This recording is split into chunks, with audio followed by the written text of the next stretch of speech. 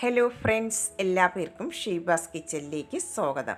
ഇന്നത്തെ റെസിപ്പി വീട്ടിലുള്ള വളരെ കുറഞ്ഞ ചേരുവകൾ കൊണ്ട് തയ്യാറാക്കിയെടുക്കാൻ പറ്റിയ നല്ല ടേസ്റ്റി ആയിട്ടുള്ള ഒരു ഈവനിങ് സ്നാക്സിൻ്റെ റെസിപ്പിയാണ്. കുട്ടികളൊക്കെ സ്കൂൾ കഴിഞ്ഞ് വരുമ്പോൾ വളരെ ഈസി ആയിട്ട് തന്നെ നമുക്കത് തയ്യാറാക്കി കൊടുക്കാൻ പറ്റും. എല്ലാവരും ഒന്ന് ട്രൈ ചെയ്ത് നോക്കണം. ഇഷ്ടമാകുന്നെങ്കിൽ ഒന്ന് ലൈക്ക് ചെയ്ത് സപ്പോർട്ട് ചെയ്യണേ. എന്നാൽ നമുക്ക് ടേസ്റ്റി ആയിട്ടുള്ള സ്നാക്സ് എങ്ങനെയാണ് തയ്യാറാക്കുന്നതെന്ന് നോക്കാം. അതിനായി ആദ്യം ഞാനിവിടെ ഒരു ബൗൾ എടുത്തിട്ടുണ്ട്. അതിലേക്ക് നമുക്ക് 1/2 കപ്പ് റവ ചേർത്ത് കൊടുക്കാം. ഞാനിവിടെ വറുത്ത റവയാണ് എടുത്തിട്ടുള്ളത്. വറുക്കാത്ത റവ ആയിരുന്നാലും കുഴപ്പമില്ല. ഇനി അതിലേക്ക് ചേർത്ത് കൊടുക്കുന്നത് മൈദയാണ്. 3/4 കപ്പ് മൈദ ചേർത്ത് കൊടുക്കാം. ഇനി നമുക്ക് മധുരത്തിന് ആവശ്യമായിട്ടുള്ള പഞ്ചസാര ചേർത്ത് കൊടുക്കാം. ഞാനിവിടെ ഒരു 1/4 കപ്പ് പഞ്ചസാരയാണ് എടുത്തിട്ടുള്ളത്. മധുരം നിങ്ങളുടെ ആവശ്യാനുസരണം ചേർത്ത് കൊടുക്കാവുന്നതാണ്.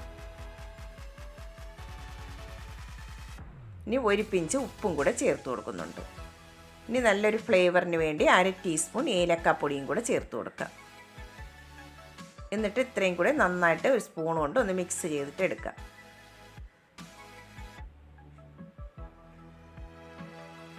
ഇതിവിടെ നന്നായിട്ടൊന്ന് മിക്സ് ചെയ്തെടുത്തിട്ടുണ്ട്. ഇനി നമുക്കിതിലേക്ക് കുറച്ച് വീതം വെള്ളം ഒഴിച്ച് ഇതൊന്ന് മിക്സ് ചെയ്തിട്ട് എടുക്കാം. ഞാനിവിടെ ആദ്യം ഒരു 3/4 കപ്പ് വെള്ളം ചേർത്ത് കൊടുക്കുന്നുണ്ട്. ആവശ്യമുണ്ടെങ്കിൽ പിന്നീട് ചേർത്ത് കൊടുക്കാവുന്നതാണ്. എന്നിട്ട് നന്നായിട്ട് ഇനി ഒന്ന് മിക്സ് ചെയ്തിട്ട് എടുക്കാം.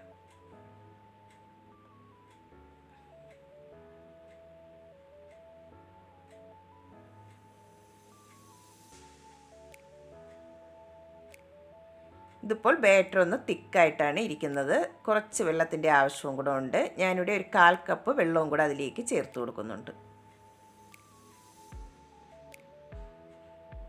എന്നിട്ട് നന്നായിട്ട് ഒന്നും കൂടെ ഒന്ന് മിക്സ് ചെയ്തിട്ട് എടുക്കണം.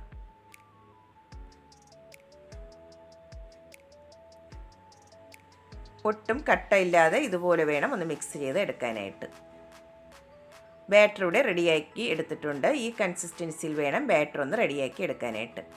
ഒരുപാടങ്ങ് ലൂസുമാകാൻ പാടില്ല, ഒരുപാട് തിക്കുമാകാൻ പാടില്ല. ഈ കൺസിസ്റ്റൻസിയിൽ റെഡിയാക്കി എടുക്കണം.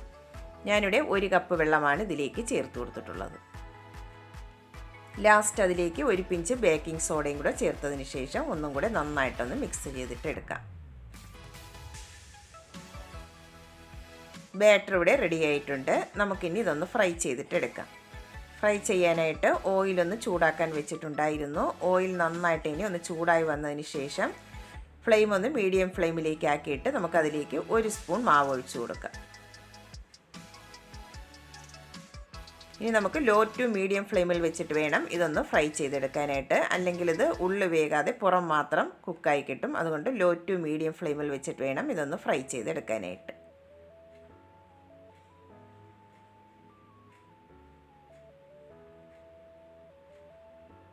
മുകൾ ഭാഗമെല്ലാം ഇതുപോലെ നന്നായിട്ട് തന്നെ ഒന്ന് പൊങ്ങി ഒരു വശം നന്നായിട്ടൊന്ന് ഫ്രൈ ആയി വരുമ്പോൾ നമുക്കിനി മറിച്ചിട്ട് കൊടുക്കാം.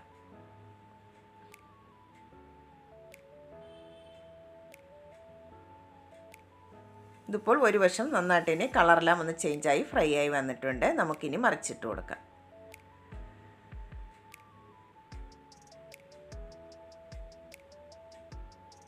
രണ്ട് വശവും നന്നായിട്ട് തന്നെ ഫ്രൈ ആയി വന്നിട്ടുണ്ട്. ഇനി അത് എണ്ണയിൽ നിന്നും കോരി മാറ്റാം.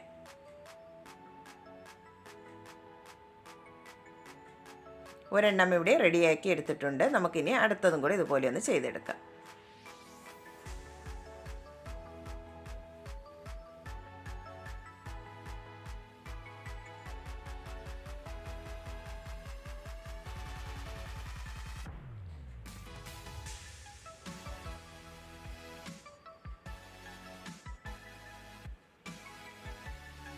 ഒരു വശം നന്നായിട്ട് ഇനി ഫ്രൈ ആയി വന്നിട്ടുണ്ട്. നമുക്കിനി മറിച്ചിട്ട് കൊടുക്കാം.